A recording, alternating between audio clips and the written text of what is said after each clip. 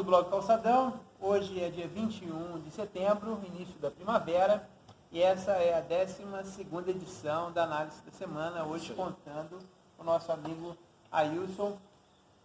Boa tarde. Estamos aí comentando um pouquinho.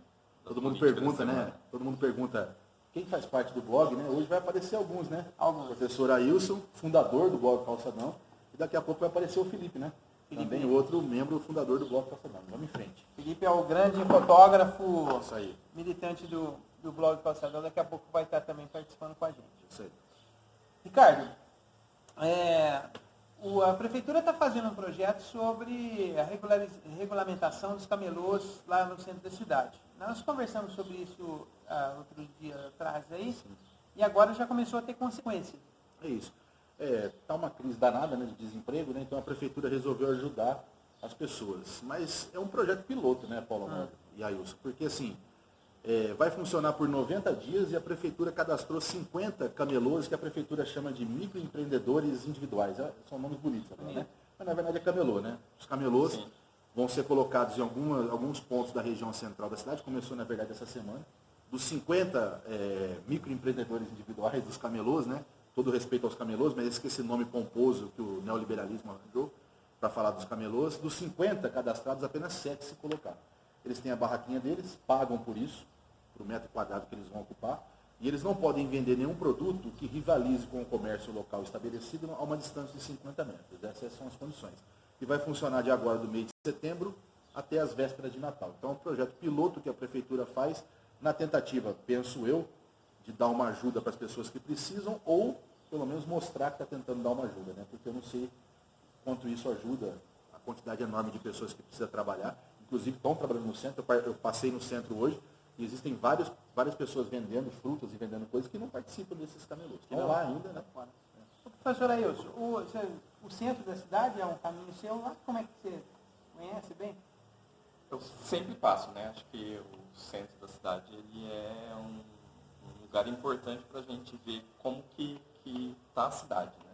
Então, eu sempre passo por ali, às vezes andando, às vezes de carro, sempre por ali. E o número de camelôs cada dia aumenta aqui em Ribeirão Preto, né? Paulo, e não é só no centro, né? O número de pessoas precisando vender e precisando sobreviver, a gente vai falar sobre isso, acho que no terceiro ou quarto ponto nosso aqui, que o número de pessoas de domicílios no Brasil, cujas pessoas que moram ali não têm renda, é impressionante o número que cresceu. A gente vai falar sobre isso mais adequadamente no ponto certo, mas a verdade é que não tem como você segurar a necessidade das pessoas. As pessoas vão vender o que elas tiverem. Se elas tiverem uma fruta em casa, se elas tiverem alguma coisa, se elas souberem fazer algum alimento, elas vão vender. E o que não pode, que a gente falou aqui na semana onde a gente tratou especificamente desse assunto, o que não pode, nesse exato momento dessa crise que a gente está vivendo, é tratar essas pessoas com repressão. É só isso que e esse número de 50 também, né, Ricardo, ele é um número muito, muito abaixo do que a gente observa na cidade, né? Porque assim, é característica do PSDB projeto piloto, né? E a outra coisa também, assim, por que 90 dias? Você acha que em janeiro, então, as pessoas vão parar de trabalhar? Exato. Então, assim, é um projeto que, em tese, né, vai ajudar as pessoas até o Natal. Mas, e aí? Como é que fica, né? E não vai ajudar nada, porque quem vai te ajudar é o pessoal que está trabalhando lá, né? Acho que, para mim, tem vários fatores aí. Para mim, a questão da informalização, né? O trabalho informal está cada vez mais presente na vida das pessoas, da população de um modo geral. Isso indica que a crise econômica ainda está longe de se terminar. E me vem outra reflexão, né? Até ontem não tinha nada, daqui a 90 dias vai voltar a não ter, e justamente no período de maior movimento ali no centro, você vai tirar, às vezes, a oportunidade que as pessoas têm, às vezes, de vender alguma coisa, cobrando algumas coisas ali que às vezes, elas não conseguem produzir, sei lá. Sim. Eu acho assim, o que resolve as coisas é desenvolvimento, geração de emprego, é isso que resolve, né? Mas não está resolvendo isso, né? Desde o governo passado, do governo Temer para esse, que aliás a gente sempre diz aqui, né? As pessoas que participaram dessa mudança toda, que a gente aqui no blog chama de golpe, estão cada vez mais atestando que foi golpe, né? Parece que na semana passada o Temer falou isso, né? Com todas as letras.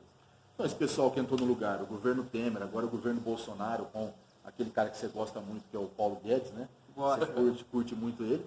Os caras não têm resposta nenhuma para a crise que está acontecendo e as prefeituras que são comandadas pelas pessoas que apoiam esse projeto, como é o caso do Nogueira, que votou todas as propostas de quando era deputado para esse projeto neoliberal, não vai ter resposta para esse nível local, né, Paulo? E aí cria esses projetos paliativos aí, que na verdade são projetos que, ao invés de regulamentar uma situação, ela estabelece uma regra para poder punir aqueles que estão fora da regra. E limitar, inclusive. Limitar.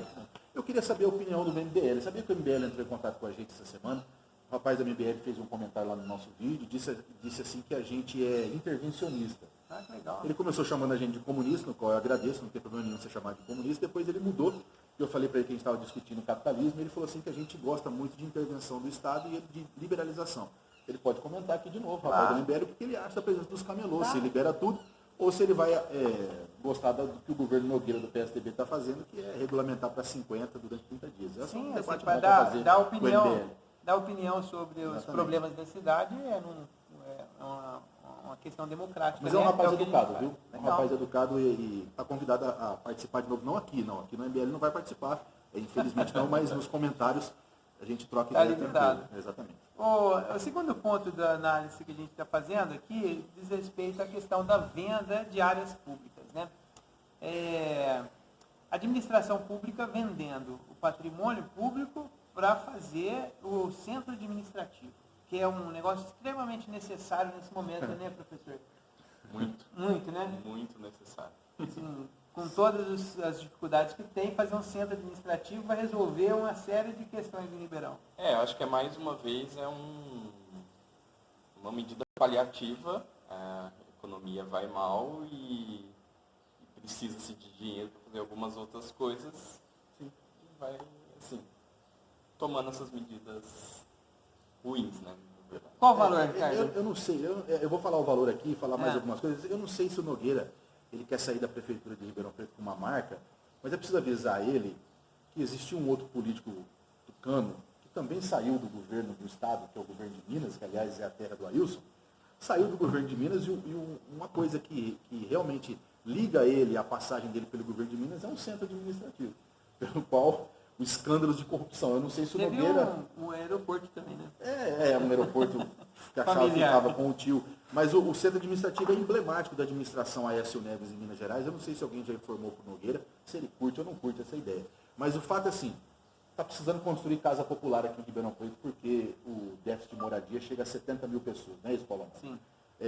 Existem, segundo o próprio cálculo do prefeito, 16 mil imóveis em Ribeirão Preto abandonados que poderiam, em tese, ser utilizados para moradia popular, inclusive no centro da cidade. Imóveis, hein? Não é terreno. Exatamente, imóveis. E os terrenos, então, nem se fala, né? E aí o prefeito quer vender, parece que a Câmara já aprovou 44 imóveis, 28 já imediatos, esses 28 vão levantar 17 milhões de reais, os 44 imóveis públicos, 70 milhões de reais, para parte disso financiar o centro administrativo que vai ser levado lá para o Jardim Independência, uma movimentação indecente, absurda, né, que o prefeito vai gastar dinheiro, vai vender o patrimônio público para abandonar o centro da cidade, porque sair do Palácio Rio Branco e ir para o Jardim Independência é abandonar o centro da cidade, o coração da cidade. E o que será que a ACI está falando sobre isso? Porque uma medida dessa vai transformar o centro da cidade, que já está abandonado, em um abandono maior ainda, né? Isso vai prejudicar muito o pessoal que trabalha lá no centro, que tem o comércio, sim, né? E você imagina, se a prefeitura sair do centro, o que vai virar o centro, Ailson? Fala aí, Cladinho. Vai ser cada vez mais abandonado. Eu entendo que quando você tem órgãos públicos ali no centro, você está dando importância para aquele local. E aí isso vai levar, as pessoas precisam, movimenta a economia ali do bairro em si, né? Alimentação, transporte e outras coisas. E a gente tem área no centro. A gente falou semana passada, a gente tem a rodoviária, que precisa ser mudada de lugar, e o centro administrativo, que em tese não é ruim, centro administrativo. Mas você já viu as fotos da obra que vai ser no Jardim da Independência? Você falou que duvida que essa obra saia do papel semana passada. Mas você já viu as fotos? É um negócio faraônico. Um negócio faraônico. O Mauro Freitas, o arquiteto Mauro Freitas, disse que é um projeto muito bem feito, muito bem elaborado. Esse projeto que está sendo lá para o... o arquiteto que está fazendo isso, eu tenho certeza que ele está muito feliz. Está muito feliz. Ele e provavelmente muitas construtoras que vão ter que trabalhar nessa obra, né? A gente falou, gastar cimento é algo fundamental em época de eleição, né? Pelo menos a expectativa de gastar cimento, né? Mas eu acho assim, eu acho uma coisa absurda.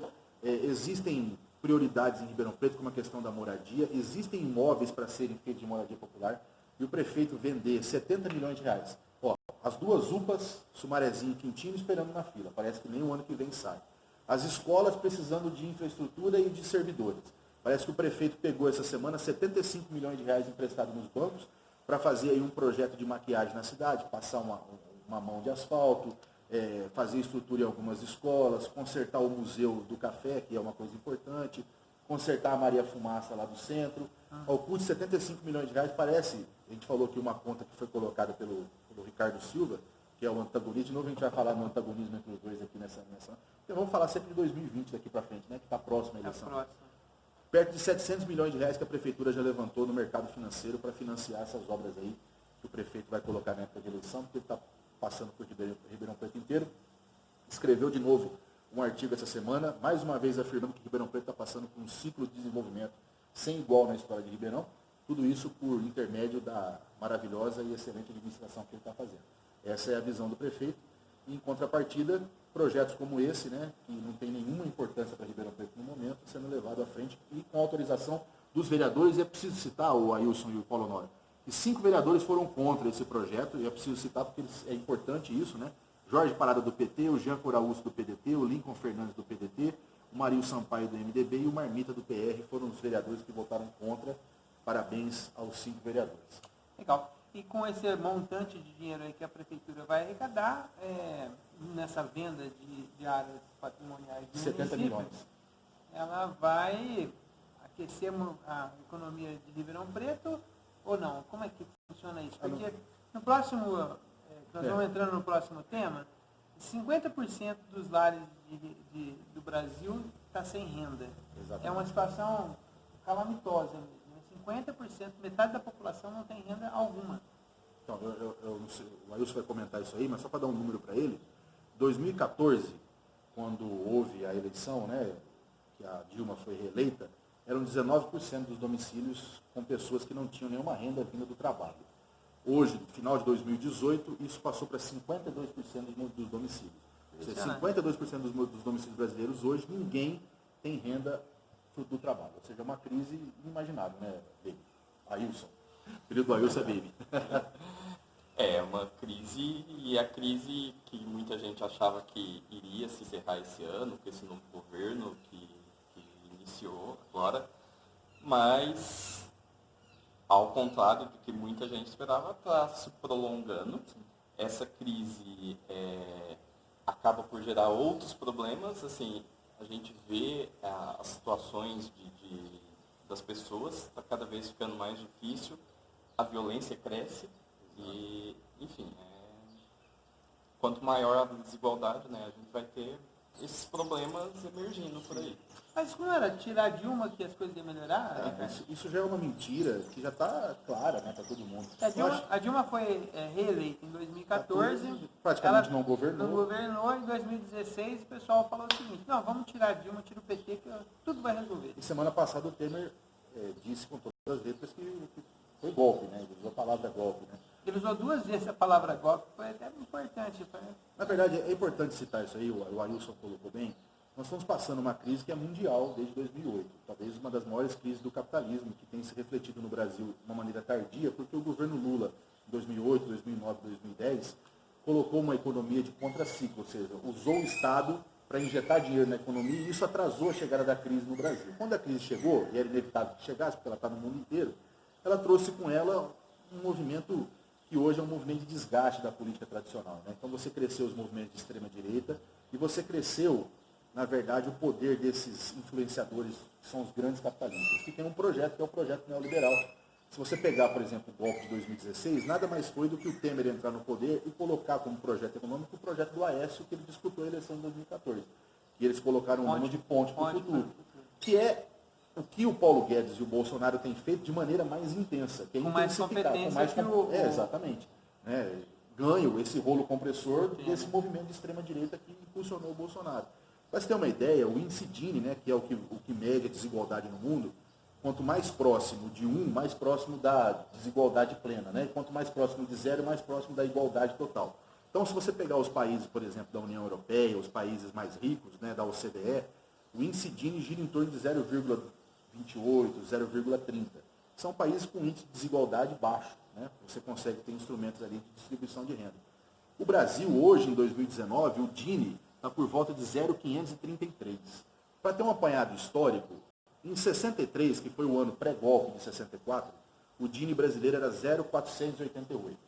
Depois, no final da ditadura, ele pulou para 0,519, ou seja, a ditadura houve uma ampliação da desigualdade, exatamente. No final do governo FHC, o índice Gini era de 0,523. Né?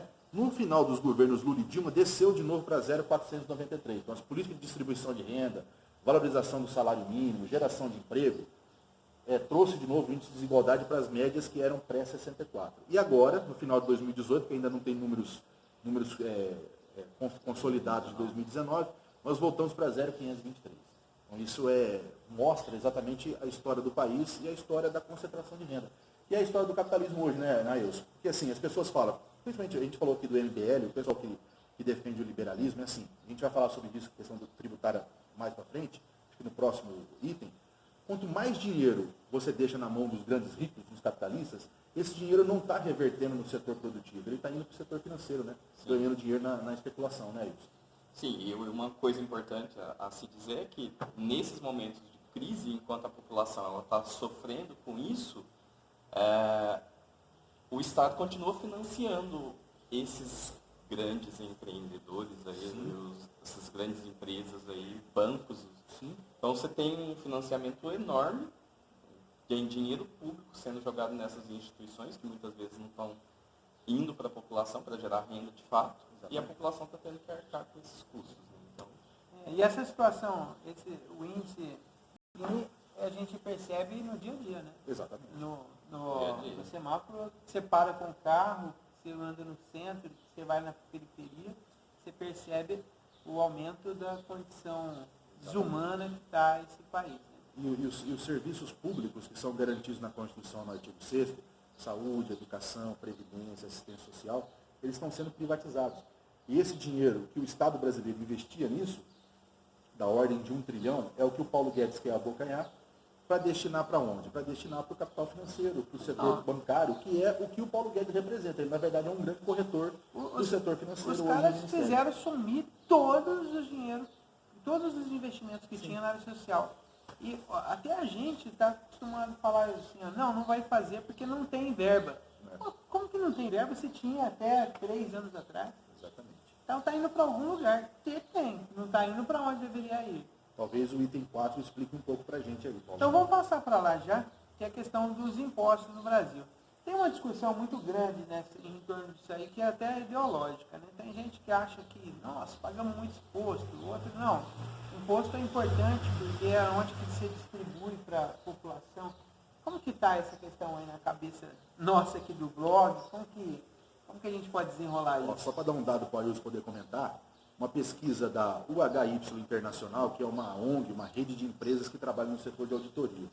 Ela fez um levantamento, uma pesquisa entre os países da OCDE, entre os países dos BRICS e acho que da América Latina também. Pra você ter uma ideia, o Brasil, dos muito ricos, né, aqueles que ganham 250 mil dólares anuais para mais, entre os muito ricos, o Brasil cobra 32% a menos de imposto do que os países do G7 e 31% a menos de imposto do que os países da União Europeia. E a nossa cobrança de impostos para os muito ricos ainda é menor do que os BRICS e menor do que países da América do Sul, como Uruguai e Argentina. Então, assim, a gente não taxa os grandes ricos no Brasil. Os grandes ricos, inclusive, têm paraísos fiscais internos, que é aquela questão da isenção fiscal para lucros e dividendos empresariais, que foi criado lá em 95, passou pelos governos FHC, Lula, Dilma, e continua não cobrando. E aí, Ailson, assim, tem uma tese liberal, eu queria que você comentasse, tem uma tese liberal que vem lá desde o Friedman, que é o grande mentor do liberalismo econômico, que diz o seguinte: quanto mais dinheiro na mão dos grandes ricos, o Trump defendeu isso recentemente, quanto menos você taxa os muito ricos, mais dinheiro sobra na economia e eles vão investir isso na economia. É a história do bolo, né? Mas o fato é que isso não está acontecendo. Quanto mais dinheiro na mão dos ricos, mais dinheiro está sendo encaminhado para o setor financeiro e não na economia, não é isso, Ailson? Sim, e a gente não vê a cor desse dinheiro, né? É. No final das contas. E ao que parece, os deputados agora na Câmara Federal começaram a discutir a questão da reforma tributária e ao que parece a gente não vai ter uma boa coisa surgindo aí. Exatamente. Não, assim, o que a gente percebe é o pobre paga muito imposto no Brasil e o rico não paga quase nada. Exatamente. E a reforma que está sendo proposta, que a gente esperava que deveria de fato ocorrer uma reforma tributária, mas a reforma tributária que está sendo proposta por aí, que a gente tem ouvido falar, não vai resolver esses problemas, né? Cada vez mais o rico vai continuar pagando menos e os pobres continuam pagando mais. É porque a gente já conversou sobre isso aqui, inclusive o Paulinho, você lembra disso, a gente tratou sobre a questão tributária. O histórico da tributação brasileira é tributar o consumo e o salário. Ele não tributa a renda e nem o capital que é gerado a partir da renda. Então, assim, o que a reforma da tributária está sendo feita, tem duas, né? Uma está sendo projetada pelo Paulo Guedes, que é um desastre, inclusive, trazendo de volta a CPMF, para taxar a classe média, inclusive, não os muito ricos. Exato. E outra está sendo levada e relatada pelo Baleia, deputado aqui de Ribeirão Preto, Baleia, que é uma reforma da tributária que mexe muito no consumo. Você unifica alguns impostos do consumo, né, e você unifica isso para facilitar, né, a extração desses impostos a partir do consumo e não da renda. Então, os muito ricos no Brasil, por exemplo, um remediado, vamos supor um professor aí professor de escola pública, Professor da Escola Federal de da Catanduva. Escola Federal, por exemplo, ou de Sertãozinho, um professor que ganha em média R$5.000 e um outro um muito rico que ganha $250 mil anuais. Eles pagam de imposto de renda no Brasil 27.000%. Então, não existe uma escala dos muito ricos diferente de países do G7, de países da OCDE, de países da União Europeia, que taxam a renda e usam essa taxação da renda para equilibrar e para distribuir renda, inclusive a partir de serviços, né? Que é, na verdade, a proposta que foi colocada aí durante muito tempo do capitalismo e está sendo varrida depois da crise de 2008, pelo projeto neoliberal, que está sendo implantado no Brasil aqui desde o Temer, né? De maneira bastante intensa. Nós vamos passar para outro ponto agora, mas eu queria agradecer ao Ailson, nosso amigão do blog. Volta sempre. Membro fundador do blog. E agora vai entrar quem aqui? O grande Felipe. Entra aí, Felipe. Felipão. Felipe vai entrar em cena. Hoje a gente está aqui gravando a análise da semana com os fundadores do blog, né, Paulinho? Isso. Está faltando só o Hilton. O Hilton não pôde hoje, que a casa dele está pintando. Beleza, Felipe. Um abraço para o Hilton. Estava dando aula. Estava dando aula agora? Estava repondo a aula da greve. Repondo a greve. Aquela greve que os servidores públicos cobram salários atrasados, né, que não repõem nem a inflação. Enquanto o governo Nogueira está pedindo empréstimo aí para poder construir centro administrativo, o servidor está sem salário, né, Felipe? Está sem salário, está sem professor ainda, né? E não vemos perspectiva de melhora, não. E o professorado que fez greve, que aliás foi a grande parte da greve, foi dos professores, estão repondo aula, que é, na verdade, a responsabilidade que os professores nunca deixaram de ter com a educação, né? Inclusive, quando cobram melhorias, quando fazem greve, é a responsabilidade que os professores têm com a educação pública. A reposição. Agora, recentemente, saiu a decisão judicial, né, de que a greve é legal. Sim. E aí a questão, inclusive, da reposição, do tipo, como está sendo feita essa reposição da greve, ela está em discussão, né? Também, mas os professores estão repondo. É isso aí. Legal, mas deu tempo para você chegar para pegar uma parte aqui da nossa análise da semana. Isso aí. Nós vamos deixar a questão do sínodo da Amazônia para o final. Vamos entrar num assunto agora, Felipe, que é sobre a eleição de 2020 em Ribeirão Preto. É um tema que sempre a gente gosta de política. Exatamente. E o negócio ferve mesmo aqui em Ribeirão Preto. E as articulações já começaram já faz tempo. Sim. E agora começa a tomar corpo, né, essas articulações. Tem algumas composições sendo articuladas nesse momento, Ricardo, é isso? Acho que o Felipe vai poder dar uma contribuição importante, porque o Felipe, ele anda por Ribeirão todo, além da aula, anda por Ribeirão todo fazendo reportagem para o blog, fazendo reportagem para o MST, e acho que deve sentir da sociedade o que a sociedade está pensando a respeito dessa política. Só para recapitular para vocês, né, que a gente já tem colocado aqui no blog, existem alguns núcleos de força política que vão disputar a eleição. A gente tem colocado aqui que vai haver um duelo de novo, né, entre o campo que representa o prefeito Duarte Nogueira e aquele que perdeu perdeu a eleição em 2016 no segundo turno, que é o Ricardo Silva. Esse debate e essa disputa, ela já aconteceu dentro da Câmara Municipal ao longo desses anos? Ela acontece todo dia, né? Todo dia, na Todo verdade, dia. né? O Ricardo, inclusive, tem um programa, né, de rádio e tal, né? E aí, assim, o Nogueira tem o campo dele, né, do PSDB, e vai tentar atrair alguns partidos.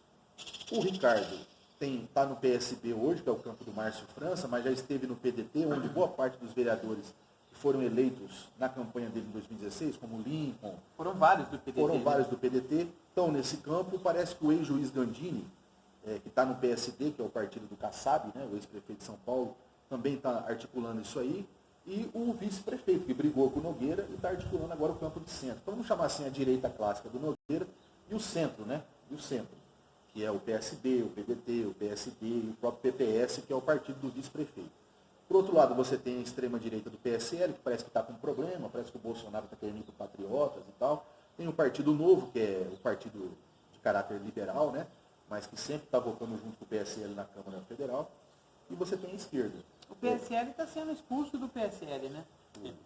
É isso, exatamente. Engraçado exatamente, isso. exatamente. E tem uma disputa lá, né, a respeito da CPI da Lava Toga, né? Daqui a Uma pouco parte ela do vai- bolsonarismo é favorável a isso e o próprio Bolsonaro e os filhos do Bolsonaro são contra isso. Eu acho que esse pessoal aí, em pouco tempo, na medida que vai desgastando cada vez mais do governo, eles vão pulando fora.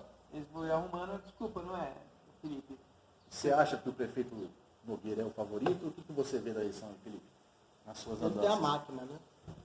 Ele tem a máquina, ele tem um grupo empresarial ainda muito forte ligado a ele, né? Você tem ali, por exemplo, um campo especulativo, né? Ligado a essas construções imobiliárias, que apoiam o Nogueira, que O próprio são muito agronegócio fortes. aqui. O próprio agronegócio aqui apoia muito o Nogueira. Agora, eu acho que o que está em discussão para as próximas eleições municipais vão dar muita cara do que serão também as eleições presidenciais em 2022. certamente. Né? De que forma que o campo progressista ele vai deixar suas vaidades de lado e para tentar construir uma candidatura única que faça frente seja a campanha do Nogueira, seja o surgimento de um outsider. Que por que eu digo o surgimento de um outsider? Porque nós estamos sentindo em Ribeirão os efeitos do discurso de ódio pregado a nível federal, a nível estadual. Né? Nós temos aí uma presença muito forte hoje, muito marcante, de movimentos que defendem o conservadorismo, a direita já, Sim. né? O MBL está se deslocar disso, né? O MBL é quase de esquerda hoje, Exatamente. desses movimentos. Exatamente. Sabe? A gente está falando de movimentos ultraconservadores. E eu acho que nós corremos um risco, caso nós não criarmos uma frente, que não só para a prefeitura, mas para aumentar o número de vereadores do campo progressista na Câmara, nós corremos o risco de, caso haja um esvaziamento da campanha de Nogueira, que esse esvaziamento se dê para o surgimento de um outsider. Ô Felipe, antes de entrar na questão mais do pessoal do campo mais popular, Ricardo, uma questão. O ano passado, eu me lembro que muita gente falava que o Nogueira estava desanimadão no governo, A gente falou isso aqui. que ele não estava muito com vontade, que ele parecia assim que não ia nem disputar a reeleição. Ele pegou uma situação do Brasil muito difícil. Ele tentou ser prefeito, quando ele pegou uma situação sem investimento, complicado mesmo. Deve ser muito difícil ser prefeito hoje em dia. Mas, logo depois a coisa virou, né? Agora parece que está meio animado. Aconteceu alguma novidade aí no meio do caminho para ele ficar tão animadinho agora? A principal coisa que aconteceu foi a aprovação do projeto de mobilidade urbana, que é o grande diferencial, né, que está sendo colocado aqui em Ribeirão Preto, que são os tais quase 800 milhões de E reais. essa verba vem com todo o contingenciamento do governo federal? Essa verba já estava aprovada, então ela não é agora, já estava aprovada, ela só dependia de uma contrapartida da prefeitura. E a prefeitura, através do Nogueira, conseguiu empréstimo no setor financeiro e deu a contrapartida de um projeto que já era para ter saído em 2013, na administração da Sibéria, que tem saído agora e cai no colo do prefeito. Obviamente, qualquer prefeito agradeceria um conjunto de obras desse que vai ter em Ribeirão. Acho que isso deu um choque de ânimo no Nogueira. Agora, em relação à composição dos partidos também, o PSDB sozinho, a gente sabe, né, que não tem nenhum partido que sozinho vai conseguir levar a administração para frente. O PSDB tem namorado aí apertado bastante os outros partidos, principalmente aquele que está sem o PMDB, o MDB agora, que está fora da administração, né? Se você pegar o comportamento do Marinho Sampaio, Marinho Sampaio, se eu não me engano, é o presidente do MDB, o Marinho Sampaio é a oposição ao Nogueira. Marinho foi vice da Darcy e se tornou vereador da última eleição. Marinho Sampaio é a oposição ao Nogueira, ele tem votado, inclusive votou a favor dos servidores, votou contra o Nogueira em todas as pautas, inclusive as pautas em que o governo Nogueira impõe aqui a pauta neoliberal. Como é o caso, por exemplo, da passar o ensino infantil para organizações sociais. Marinho votou contra. O Marinho, claramente, é um vereador de oposição ao Nogueira. E ele é presidente do MDB. Do local. Então não daria, não vai dar. O MDB local, o MDB local, ele tem conversado com o campo que a gente falou de centro, Ricardo Silva, Gandini, Lincoln Fernandes, né? Inclusive nesse movimento que a gente falou dentro da Câmara, que dá para você fazer uma leitura. Mas o Nogueira está costurando por cima. Está costurando por cima, me parece que esse personagem que tem costurado por cima junto ao Nogueira para trazer o MDB para a aliança do Nogueira aqui para 2020 é o Baleia. Parece que é o Baleia, né? Baleia, que é um deputado muito forte da região, uma das figuras públicas aí de deputado mais importante do país. Né? Se o Nogueira consegue via Baleia trazer o MDB, ele se torna mais famoso. O Baleia, acho que é presidente nacional do MDB, ou vai ser? Estadual. Não sei se é nacional, mas estadual. É uma figura muito forte. Uma figura muito forte, que tem uma ligação muito forte com o PMDB paulista, né? O MDB, por causa do Michel Temer, da sua ligação com o Michel Temer. Né? E o MDB, até há pouco tempo, ele tinha uma militância forte também. Hoje em dia, será que as decisões vêm de cima também? Como é que será que funciona isso lá dentro dos partidos? Fala aí, Felipe. Eu não tenho muito contato com a militância do MDB. Vou ser bem sincero. Na verdade, eu não tenho muito contato nem com nenhuma militância do PSDB. Acho que essas militâncias, elas não existem. O MDL é uma militância do PSDB, né? Sabe? Sabe que você vai ficar bravo com a gente? Agora, o que eu posso dizer e acho importante falar, o Paulo ele falou sobre o prefeito ter pego a prefeitura num momento difícil do país. Vamos lembrar que o Nogueira ele era líder, ele é deputado federal e líder da Câmara Federal pelo PSDB quando votaram a PEC, congelamento de gastos públicos. Exatamente. Sabe? Que ele também integrou a parte integrante do grupo que cortaram os direitos trabalhistas. Então, essa história de que não tem dinheiro, sabe? Foi uma coisa liderada por ele. Que é verdade, não tem dinheiro mesmo, mas foi ele que construiu. Mas ele que construiu. Ele que construiu as bases para essa situação atual. Então, e quando você fala não tem dinheiro, a gente tem que pensar nas decisões políticas que são tomadas também em relação a isso. Né? Como, por exemplo, vender aqui, ó, os terrenos e jogar o dinheiro onde não precisa. A nomeação também de cargos comissionados. Por exemplo, e ao invés de aplicar esses recursos em áreas essenciais da cidade. Essa decisão é uma decisão política, não é uma decisão financeira. Então, assim, a impressão que dá é que o Nogueira, com toda essa empolgação dele, ele está costurando uma aliança com o MDB. Está costurando uma aliança com o MDB, mas o que é importante, assim, o que o torna favorito, se isso realmente acontecer.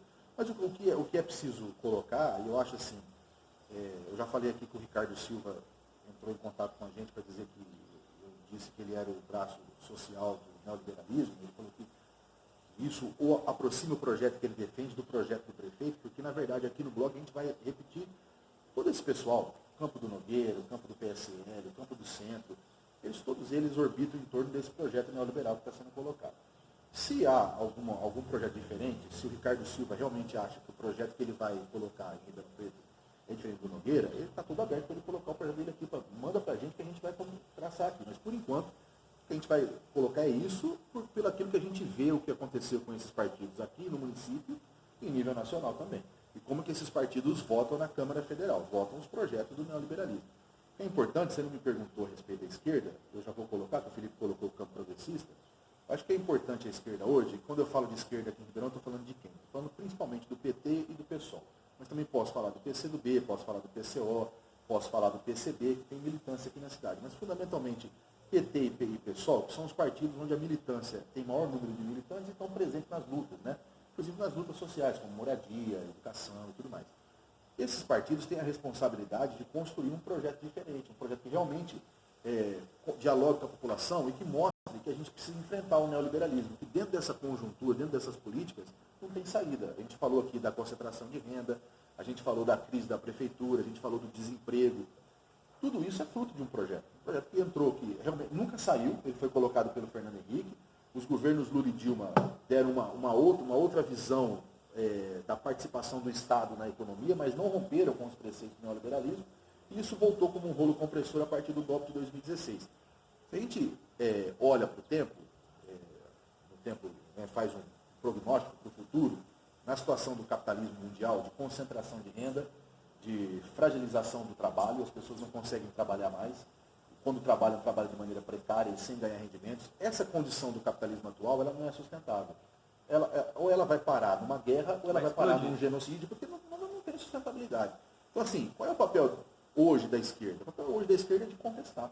É de contestar firmemente tudo isso. De ser esquerda de verdade. Exatamente, você não pode mais conciliar. Acho que até um passado recente, você podia tentar conciliar, porque ainda estava posto a possibilidade de um projeto nacional. Hoje não tem mais isso. Né? Porque toda vez que você faz uma reforma trabalhista, o Felipe falou, faz uma reforma da Previdência, toda vez que você deixa de taxar os grandes ricos, sobra dinheiro no bolso do capitalista, ele não vai abrir uma empresa, ele não vai injetar na economia, ele vai botar no paraíso fiscal. Né? É isso. Então, assim, se uma esquerda de verdade não for... E o Jorge Roque disse aqui, a gente tem um vídeo até gravado, o Jorge Roque participou semanas atrás, e o Fred do MST, eles disseram, projetos do Sanders nos Estados Unidos, projeto do Corbyn na Inglaterra, projeto do Mélenchon, que teve aqui no Brasil, na França, projetos da esquerda mundial são muito mais radicalizados do que os que nós estamos apresentando aqui. Então, acho que chegou a hora da contestação, Paulinho. Não tem outro jeito. E, assim, na esquerda, nós vamos conversar um pouco sobre nomes também ou mais projetos? Eu conversei um pouco com o Mauro Freitas, o arquiteto Mauro Freitas, essa semana, e ele falou de muitas ideias para a cidade. E ele não falou um nome de pessoas. Ele falou vários projetos de ideias de desenvolvimento da cidade, viu, Felipe? Que a gente poderia, que a esquerda, que o campo que a gente representa, poderia começar a fazer essa discussão com a população. Exato. Não falou nome. E eu acho que isso é importante, assim, a gente preservar um pouco, porque nós não estamos querendo um gerente da cidade, né? Sim. Não é isso? Eu acho que pode ser importante, Felipe, para poder falar isso também, eu acho que é importante e ao mesmo tempo é um problema.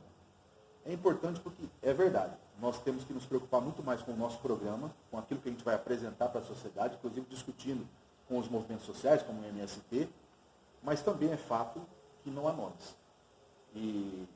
Há nomes, mas nomes que precisam ser construídos. E essa dificuldade com o nome, ela inclusive dificulta o que eu defendo, que é a necessidade, por exemplo, do campo de esquerda sair unificado. Então, assim, ao mesmo tempo que é importante, e é fato, nós temos que procurar, primeiramente, articular um programa, mas nós também temos falta de nome. Para poder ir construindo. Para poder construir. O que você acha, Felipe? Eu conversei com a MST outro dia, conversei com a Kelly Maforte, e ela tem uma opinião parecida com a sua, que você colocou aqui desse outsider. Você consegue pescar algum nome na esquerda, mesmo fora dos partidos? Estou falando da Kelly. A Kelly seria uma excelente candidata a prefeita. No perfil que foi colocado, olha, se é para a gente poder ter Kelly, uma... estamos colocando aqui, ó. Marcar uma posição. Deixa a Kelly dentro do movimento. Mas seria um grande nome. Nossa. Ela seria um grande nome em qualquer área. Exatamente. Mas você consegue pescar algum nome na esquerda aí, que possa ser um nome? Eu não gosto de futurologia. Eu acho que isso tem que ser discutido dentro de uma construção de um programa amplo, progressista, sem personalizar em cima de A, B ou C, que seja decidido coletivamente. Eu tenho conversado no PSOL, por exemplo, o PSOL tem aventado que vai ter candidato próprio, né? Vai ter. Não, no primeiro turno. No primeiro turno. Então, aventaram ali já alguns, né, vêm falando, que o professor José Marcelino da USP poderia se aproximar do PSOL, parece que ainda não é filiado.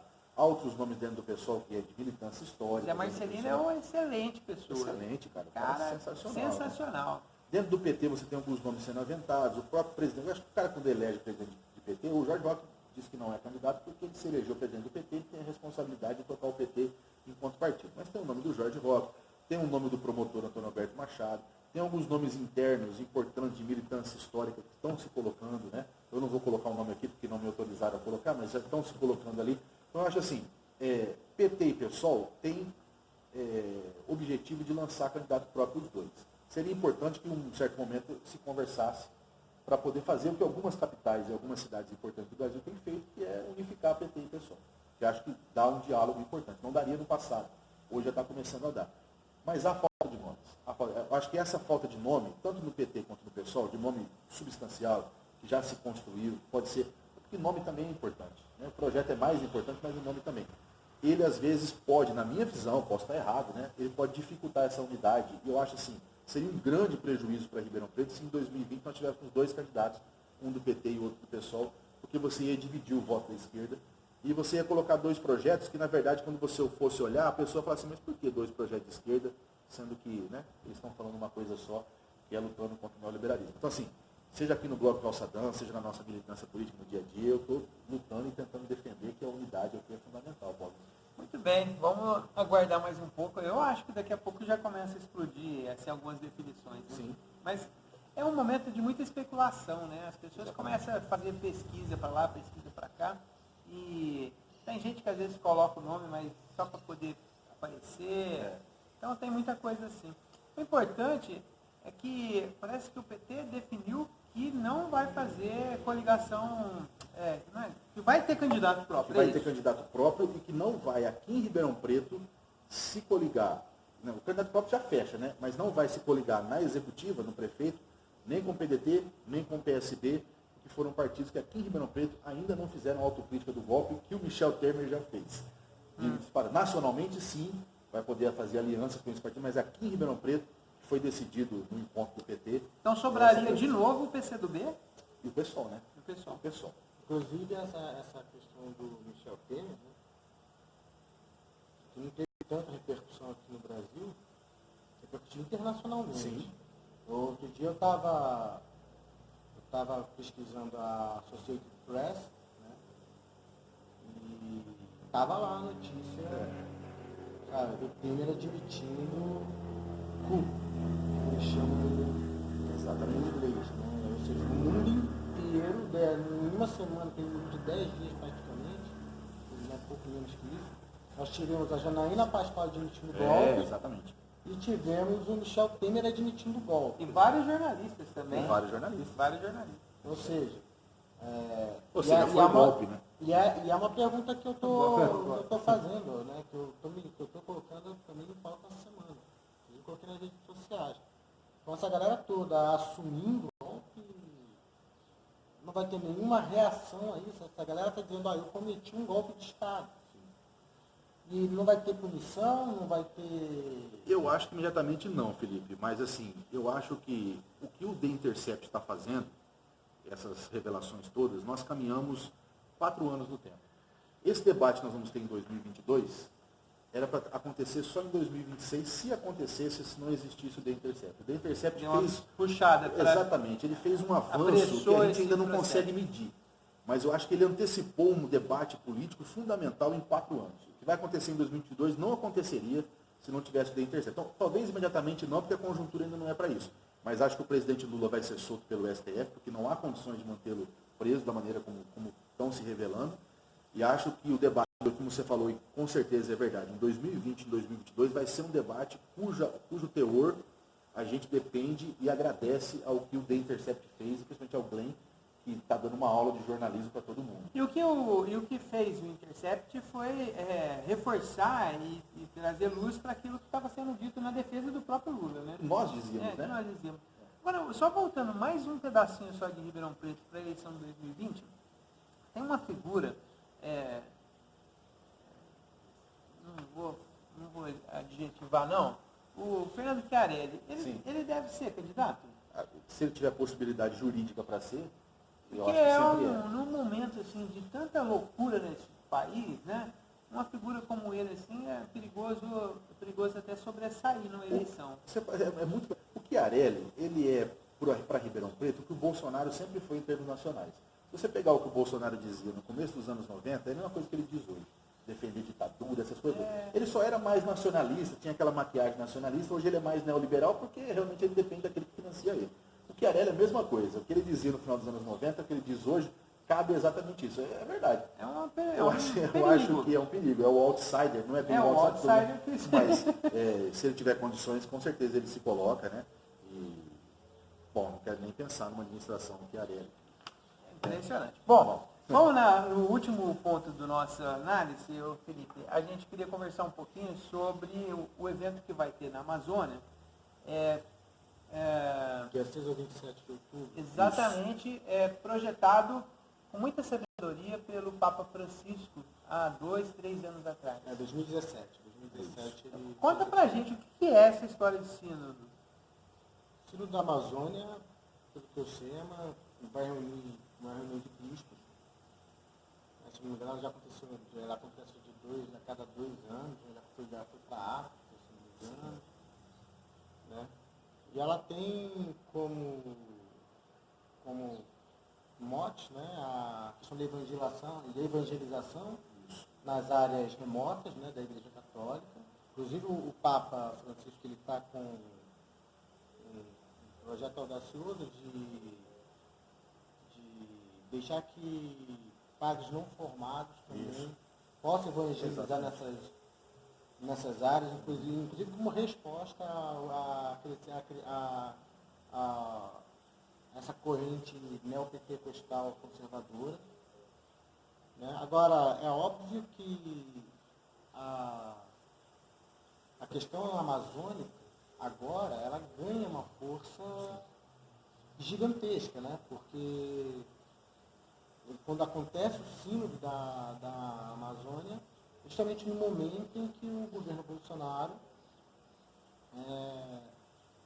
o próprio Intercept, sabe, revelou essa semana o projeto do Bolsonaro de acabar literalmente com asfaltar a Amazônia e para extrair minério, né, para acabar com as aldeias indígenas que estão ali, né, e isso revela pela primeira vez desde o golpe da ditadura militar, civil-militar, que já foi de empresários, né, é a primeira vez desde aquele período ditatorial que há um conflito entre o governo brasileiro e a Igreja Católica.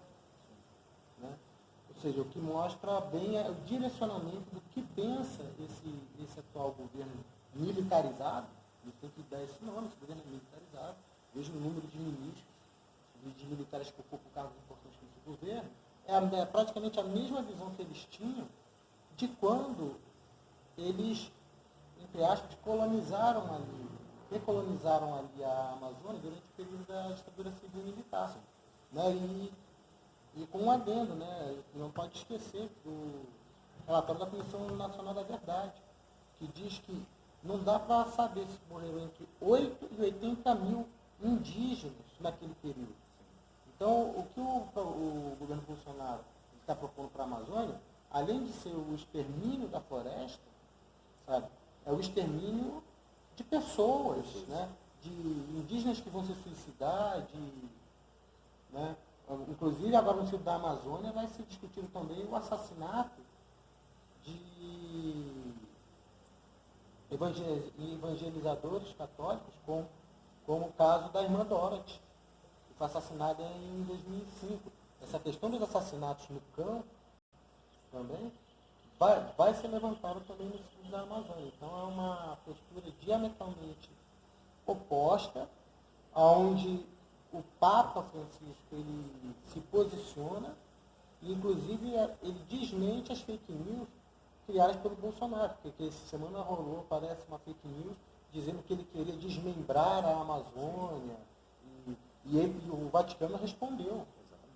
Né? Então, né, há uma repercussão internacional, a voz do Papa não é qualquer voz, e há uma coisa, há uma argumentação muito sólida em curso sobre como a igreja deve se posicionar, não só em relação à floresta em si, mas às populações que ali vivem. As populações ribeirinhas, a população indígena, né, que vive ali dentro da região amazônica, que são 30 milhões de habitantes que estão em 9 países. Né? Não é só do Brasil. Não é só do Brasil. Será que o Papa estava prevendo que o Brasil estaria nessa situação nesse ano, com o Bolsonaro do jeito que está? E outra coisa, tem alguma possibilidade de participar desse evento? Eu não sei se tem possibilidade de ele participar, mas eu acho que ele já previa. O Papa ele toma posse em 2013, não é isso? O Papa toma posse em 2013, já no momento em que acontece no mundo algumas movimentações que já davam esse caráter de crescimento da extrema-direita, advinda da crise de 2008. Então, acho que o Papa, por todo aquilo que ele defende, né, o Papa hoje é a figura mais progressista do mundo, né? E ele defende um tipo de mundo e um tipo de desenvolvimento completamente oposto do que aquilo que o neoliberalismo nos impõe. Ele tenta tirar o dinheiro do centro e colocar o ser humano, que é o que nós defendemos aqui também, política de distribuição de renda, uma visão mais humana das relações econômicas, defende o meio ambiente, o que para a igreja tradicional é um pecado mortal, né? Porque a igreja tradicional, os católicos conservadores e também um certo setor neopentecostal que o Felipe colocou, eles enxergam a desigualdade como algo natural, né? Algo que é colocado por Deus, quando que a igreja progressista é completamente diferente, né? Que, na verdade, a mensagem de Jesus é uma mensagem de igualdade, né? De dignidade, de condições de vida, e que nenhum ser humano é diferente do outro, né? Por isso que Jesus tratou na Bíblia, né? O Jesus histórico, né? Eu acho assim, o Papa já enxergar o ponto de vista político, sim. E acho que esse sínodo da Amazônia ele vem num momento fundamental na revelação do Intercept e coloca o Papa na linha de frente contra o bolsonarismo, que para nós é um ganho maravilhoso, né? Ter o discurso do Papa em defesa daquilo que tem uma questão também, né? Porque o governo Bolsonaro tem tentado desmentir e desqualificar o sínodo da Amazônia, assim, como se fosse uma tentada soberania nacional. Mas a prova de que o governo Bolsonaro está preocupado, sim, com a repercussão do sínodo da Amazônia, sabe, porque está sendo desmascarada toda a hipocrisia desse governo em relação à liberação de agrotóxicos, à questão ambiental, é que ele tentou colocar um representante do governo dentro da Assembleia no sínodo da Amazônia. É o que o Papa respondeu, o Vaticano respondeu. O Vaticano não interfere no país de vocês e vocês não interferem no Vaticano. Se bem que deve ter muito bispo de olho lá pro Bolsonaro. Tudo bem, né? mas a ideia... A igreja brasileira, católica, ela regrediu demais nos últimos Tudo bem, anos, Paulo, né? mas a ideia, mesmo assim, tendo esses olhos, a ideia de um governo querer ingerir, sabe, o sínodo, dá bem a linha autoritária. Sim, e mostra também a preocupação que eles têm de serem desmascarados. Sim, é verdade. Bom, nós vamos encerrando então essa análise da semana, Felipe. Queria agradecer assim, bastante você ter participado, é legal. Eu fui convencido a fazer esse negócio aqui. Convencido por mim, eu que sou chato, que boto todos eles para aparecer. Também aqui no não vídeo. gosto igual você. Eu detesto. O Ailson também participou aqui, foi muito legal. É legal para mostrar que todo mundo que constrói o blog tem o que falar. E o que a gente passa nas mensagens aqui dos nossos artigos, dos nossos vídeos, é uma coisa que é pensada em conjunto, que todo mundo aqui tem o mesmo pensamento. Né? E a gente sempre fica tentando fazer mais enxuto e não consegue, porque vai falando. E aqui a gente tem espaço, assim, quem quiser assistir um pouco, depois a gente corta. Faz mil vídeos. Se Tranquilo. quiserem cortar toda a minha parte, Não, você falou legal. Vamos pedir pro pessoal se inscrever, Paulinho. Essa semana a gente fez uma campanha ontem, né? Pra gente pegar e chegar nos 600 inscritos. Em menos de 2 horas chegamos nos 600 inscritos, já ultrapassamos. A gente está a pedindo barra dos pouco. 600. Estamos pedindo pouco. Ó, Pedindo você pouco. aí, se inscreva no canal. Nos ajuda a chegar a 1000 inscritos pra gente fazer esse bate-papo ao vivo. só uma coisa, eu queria chamar a atenção e parabenizar sabe? Ontem foi o Dia Mundial de Defesa do Clima. Tá? Parabenizar as mulheres do MST que fizeram um ato belíssimo em São Paulo, denunciando a Bayer Monsanto. 50 mil pessoas estiveram lá, né? E já são 353 agrotóxicos liberados, agrotóxicos inclusive proibidos em outros países. Então, meus parabéns aqui a todas as mulheres do MST que mais uma vez se posicionaram, marcaram presença e prestaram um serviço valoroso de denúncia à sociedade. 68% dos nossos inscritos na página do Facebook são mulheres. Então, as mulheres têm uma conectividade com o que a gente fala aqui. Eu peço a todas vocês e a todos também, se inscreva aqui no nosso canal e nos ajude a caminhar a marca de 1.000 inscritos, né, Paulinho? Beleza. E vem aí pessoal. o quinto aniversário do blog, em novembro, hein? 5 anos no ar, ininterruptamente. Estamos preparando aqui para trazer para vocês um evento bacana